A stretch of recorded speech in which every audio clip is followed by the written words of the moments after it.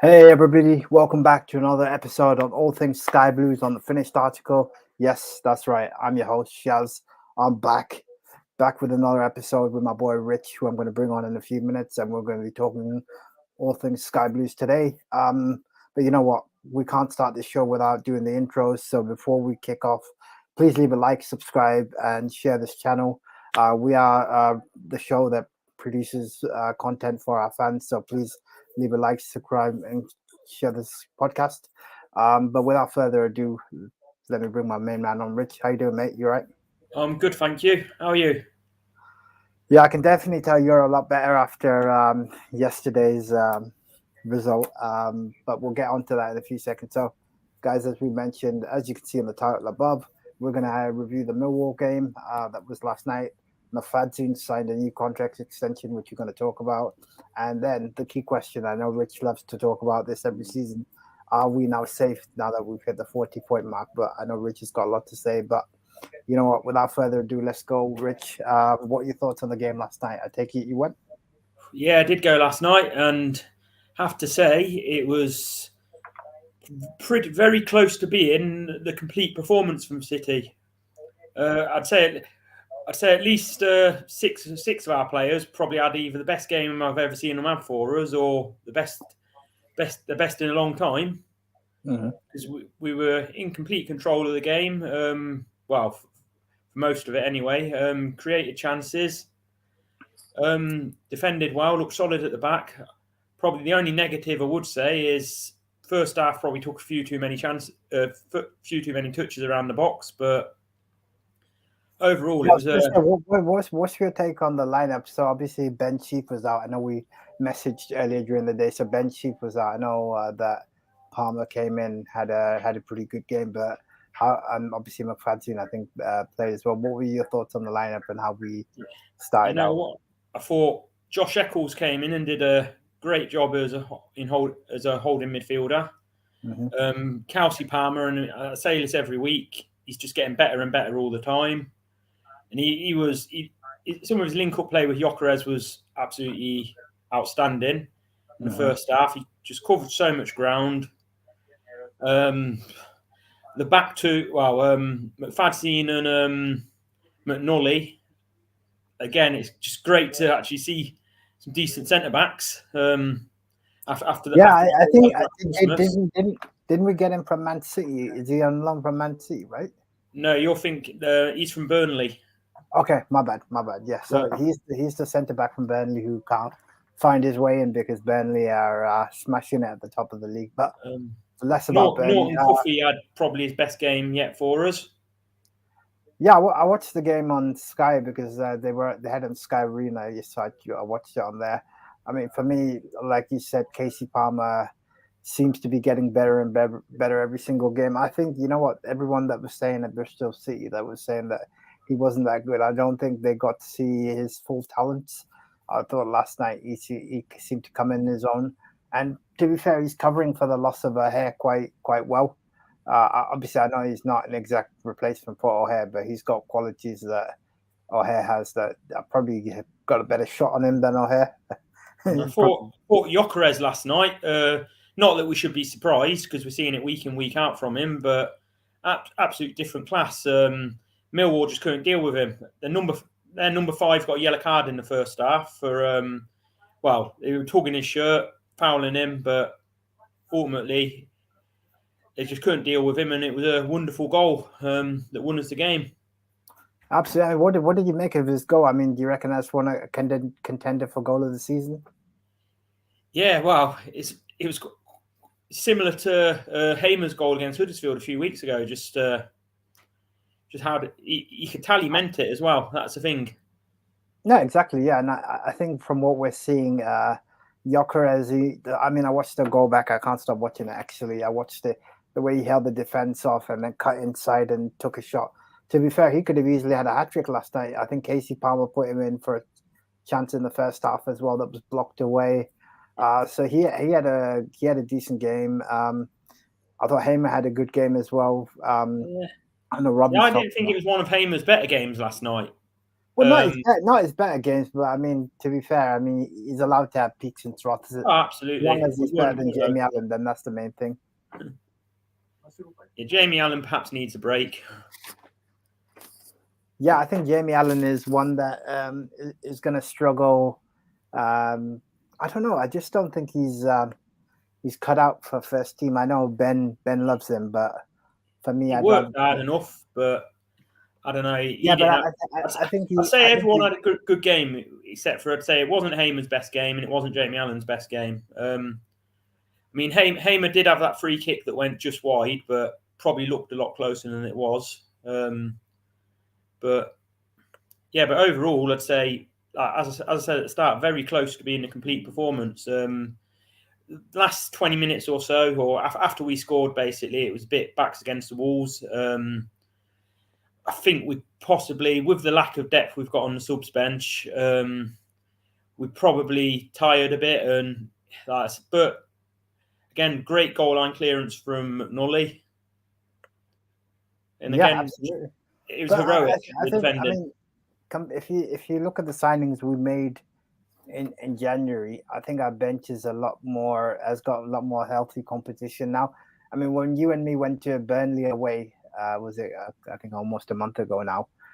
We literally had we have Liam Kelly and it was a Simon Moore who we weren't exactly going to bring on. So we definitely have brought a little bit more talent in there, and I think the signings we brought in, like Norton Coffey, are definitely great talent. I mean, I'm just looking at the top scorers right now, and essentially what we're looking at is Gyökeres has 13 goals, 4 assists.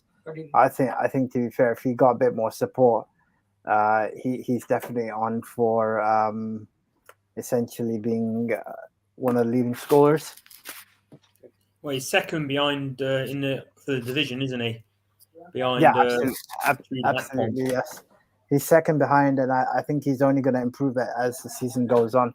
But I think he does need some support, because if he gets overrun into the ground, then I'm not sure who's going to replace him. I don't think Maguire's kind of come in, and I don't think he's at that many minutes.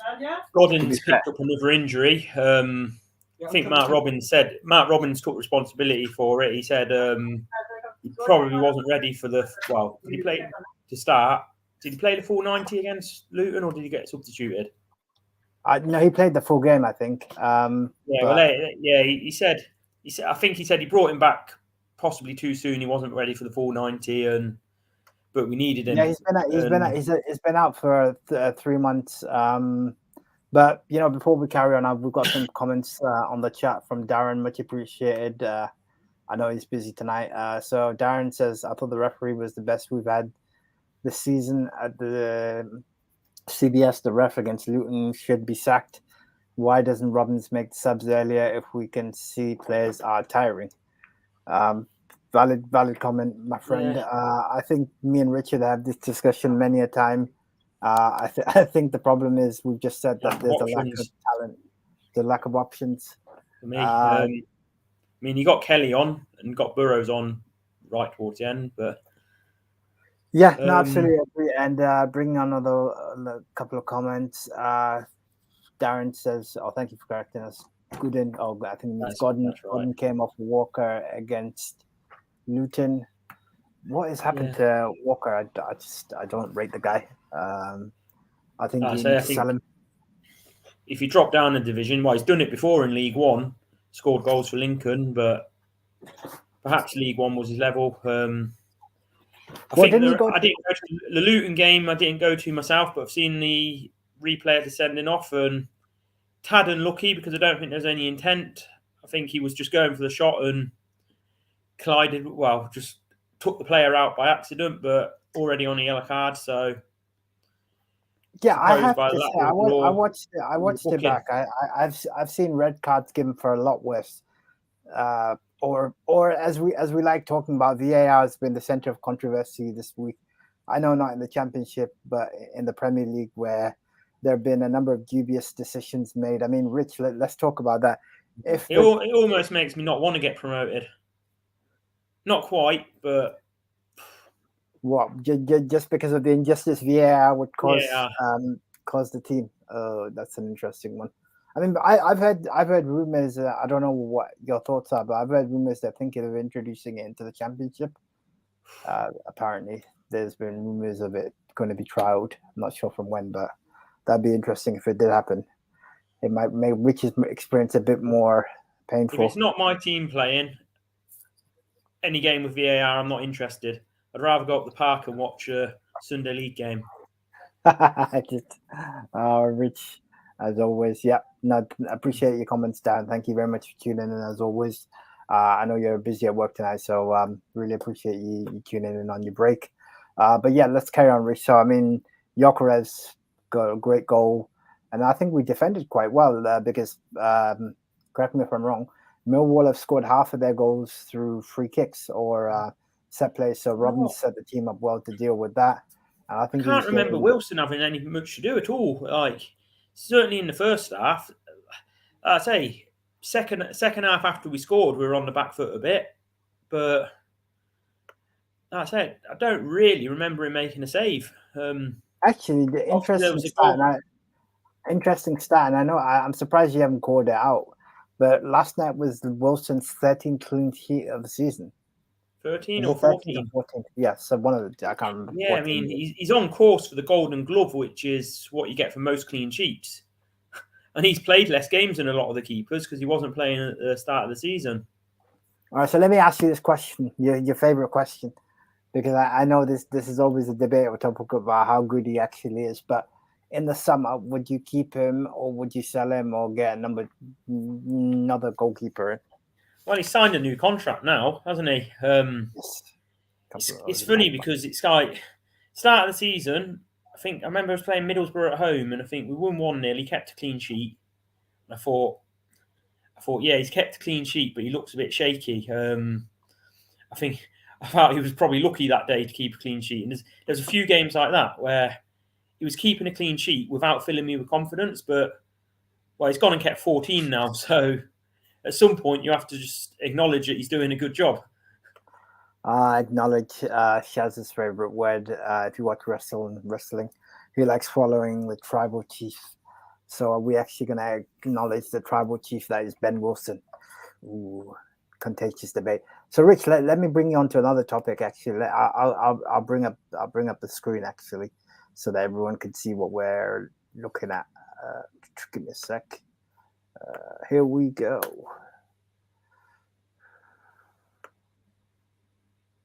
Let me know if you can see that. So, Rich, just getting your thoughts. Obviously, I'm bringing up the rest of the fixtures, what we've got in Feb. So I think you touched upon this. We've got Rotherham on Saturday. We've then got everyone's favorite team in the Championship, Sunderland, turning up to the CBS before ending the month away at Preston. Well, which game? I will be at Preston away, so stay tuned. I will be doing a post-match podcast on that, and I'm sure Rich will be joining me on that. Rich, yeah, I take it you've been to Preston before. Yeah, I've been there a few times. Never seen us win there. Things are about to change. You never know. You never know. Score there a few times. Should be a good game, but yeah, let's get back to it. So Rotherham, we've got at home now. I don't know if you saw the comment on Twitter earlier today that basically we've got 9 games coming up against opposition that's lower in the table than us. So if we go into March, you got Huddersfield away, you got Hull City at home. Huddersfield have a new manager now. Am I right? Yes. Neil Warnock. He's back, isn't he? He's back. Not a retirement. Rich's favorite manager is back. Playing probably the wrong time. Well, it's a few weeks away yet. But and then Wigan away. Who I think Wigan are bottom of the league, right? Yeah, but the thing with us is I don't take any notice about where the opposition are in the league because if you look at our results, there's no consistency in terms of like we beat Millwall last night and we were good for the win. We were 5th before last night, so.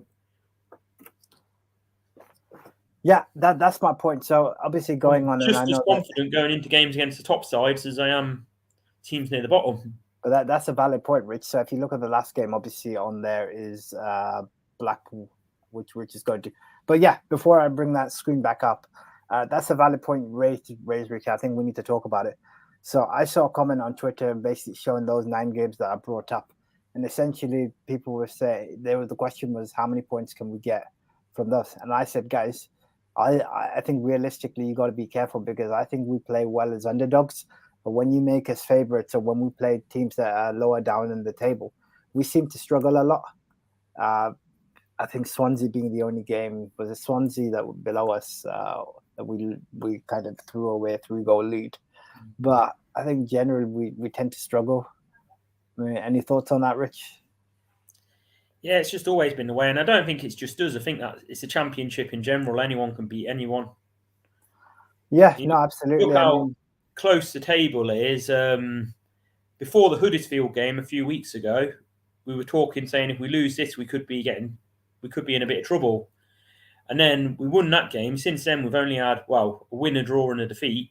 But all of a sudden, we're talking about how we're 5 points off the playoffs. So it's just the nature of the division. Exactly. Yeah, I think it's quite close. I mean, let me bring it up actually, since you raised the topic of the table. Let's go see the table because I'm sure everyone wants to see this. The last time we showed this, it's a lot better. So give me a second. I'm gonna bring this up. Here we go. Perfect. So we can see that now. I can zoom in as well. I love how they call it Coventry City tables at the top. So if we on the table. But at the top of the Sky Bet Championship, I'm going to go slightly further down. So Coventry's currently starting 11th.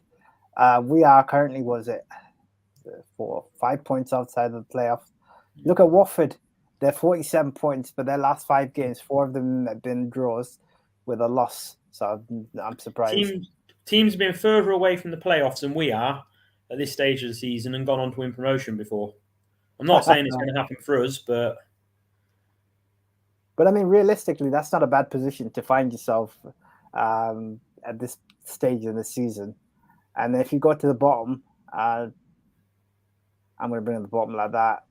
So we're currently on 29. So I think we have a 12-point gap on. Yeah, I actually looked this up earlier because I know you're probably going to ask me about how many points we need to stay up. And yes. Last season, I did write this down.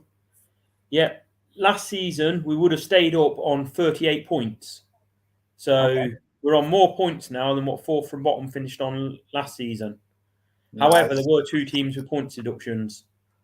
Yes, Derby, right? Derby and Reading. Yeah, Reading, who came 4th from bottom. Yes. I think the season before, Derby County stayed up on 44. Although it would have needed 48 if it wasn't for Sheffield Wednesday having a point deduction. So I think you can pretty much say that 1 more win, 2 more wins, perhaps, and we're safe. Yeah. So actually, on the topic of that, Rich, let me. I know you don't like giving score predictions. That's fair enough. But I mean, out of the fixtures we've just kind of gone through, I mean, what's your take? How many points do you reckon we can get from them? Or how many would you like us to see? You know what? My mindset is I want to beat what we finished on last season. Okay. Which I think we finished on 64 points last season. So if we were to win 8 of our last 15, that would give us 66. Okay. That's throw a few draws in as well from the other 7, and you never know, we could sneak a playoff spot, but absolutely. Let me bring up a comment from Darren. Nice one, much appreciated. And Darren says, finally all the WASP signs are gone and the seats are changed to phrases. The ground needs a right good clean. What do you make of standing in the ground? Why do we need stewards doing nothing? That's a valid point, actually. Rich, don't most people stand during the games anyway? You know, in block 16 and 15, they do tend to. But I think, obviously, it's one of these rules that people don't stick to. You go around football grounds in the country, there will be people standing. But they have to be seen to be putting a message out there. Yeah, it's really weird because when we were at Burnley away, everyone was practically standing. I think the only time people sat was at half time. during the break. But yeah, I mean, apart from that, I couldn't see I anyone. personally like it if the person if the person in front of me standing, because then it gives me an excuse to stand. But, Yeah, as long as that person's not as tall as you, so you can actually watch the game. I must admit I did, because then if anyone said, because if I can't see, I am going to stand. But I must admit I did actually move from Stinger's corner at half time, moved further along and where I was sat. But genuinely speaking, I prefer. I think most people in Stinger's corner do prefer standing, but No, that's fair enough. I mean, no, I time appreciate will that, come Darren. where I'll introduce safe standing, I'm sure, but or Yeah, some I form think of. there's some clubs are actually trialing it now as we speak. But I mean, Rich, what's your thoughts on the Ross sign finally been removed? I didn't know they replaced it with Fraser, but I know that they've taken down the badge and they're It's removing. brilliant. To be honest, they should never have been here in the first place. They didn't belong here.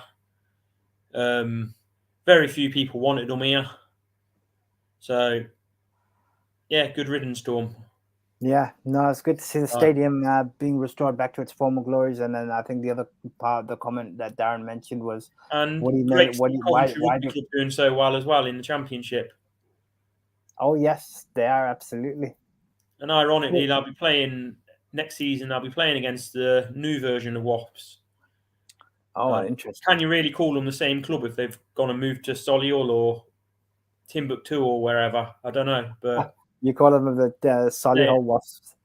That's what you call them. They won't be. But yeah, what's your thought on? I think Darren raised a good point on the stewards. I mean, I believe, if correct me if I'm wrong, your dad used to be a steward, right?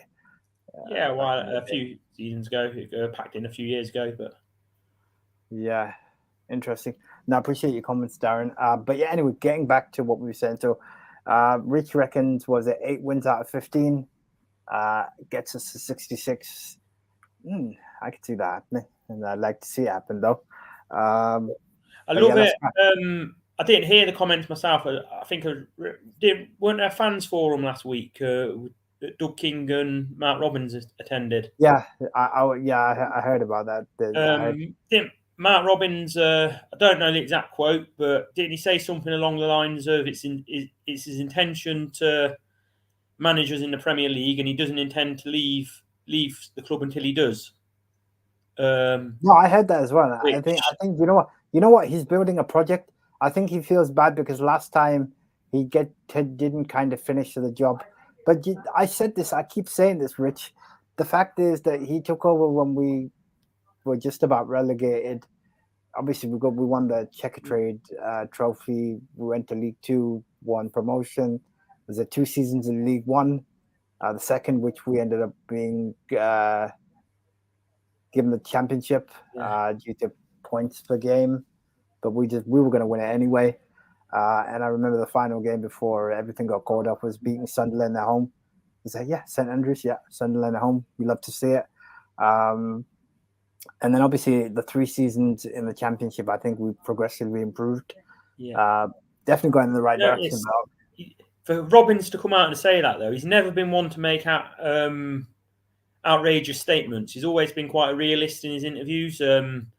Always just talks about how it's a process, and so for him to come out and talk about the prospect of us being in the Premier League, something Doug King must have said enough to convince him that it's a realistic.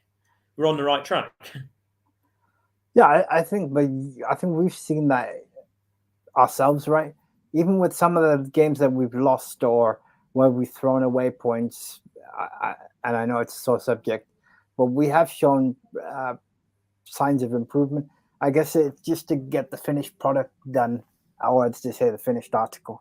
That's what he's working on.